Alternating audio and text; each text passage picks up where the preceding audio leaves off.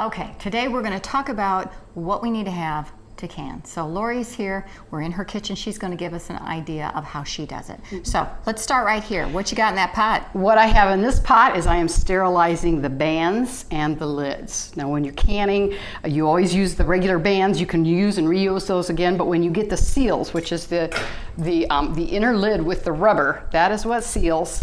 And that is what you always want to have fresh.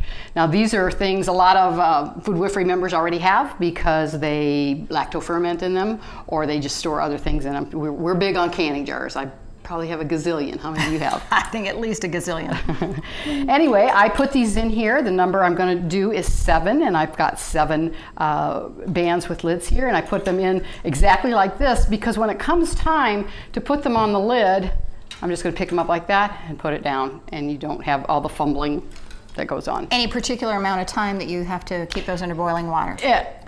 You boil them for 5 minutes straight, and then I'll just turn off the heat and leave them until I'm ready. Okay, what's next? What's next is I am going to sterilize also the quart jars. And again, there's 7 jars in there. I've sterilized them and brought the heat up to temperature of boiling and allow them to boil for at least 5 minutes. And then I will just leave them in there. So, and you can see this is how I use my little grabbers here too. So this is how you avoid any botulism Exactly. issues. Everything stays in hot boiling water until I actually put the food in and then I settle and then I seal it.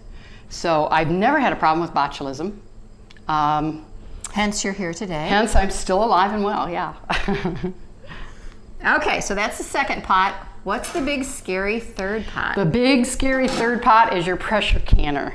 Okay. I did water bath for years, and then when I realized with meat I would need a pressure canner. Why? Because you really need to get the heat up high on that for a length of time and high heat.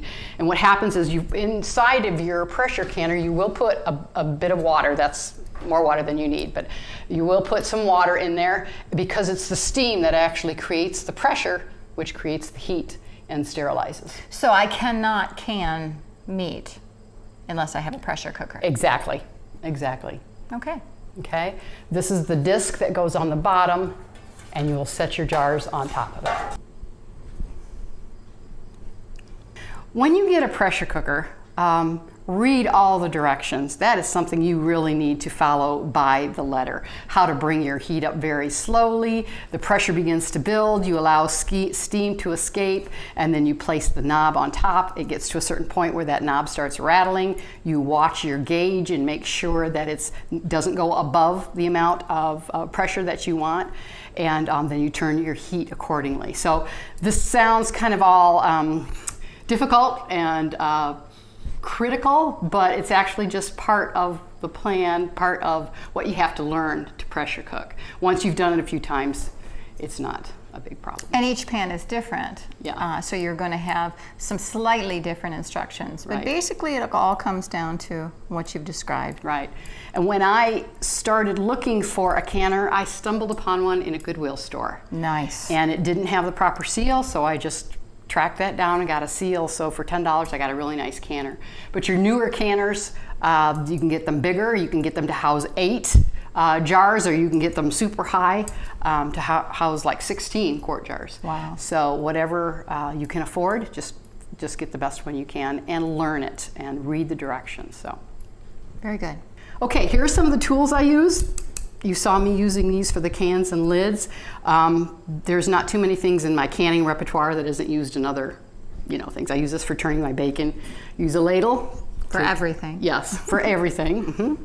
I use a plastic funnel to fill the jars. You'll see me do that in a second. And then one thing that I do have that is specific is this jar. And I always have to figure out which side.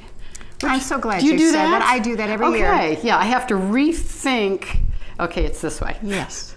But it is handy because is. you can totally control with, the pressure up Even here. when it's hot, even when it's wet. Exactly. So It's a handy little gadget. Yeah. And you can pick them up at a Walmart. It's not something that you have Right. to go to a specialty store for. Right. So I would say if there's anything specialty for canning that you might need to pick up, let's say Definitely. this and your pressure canner.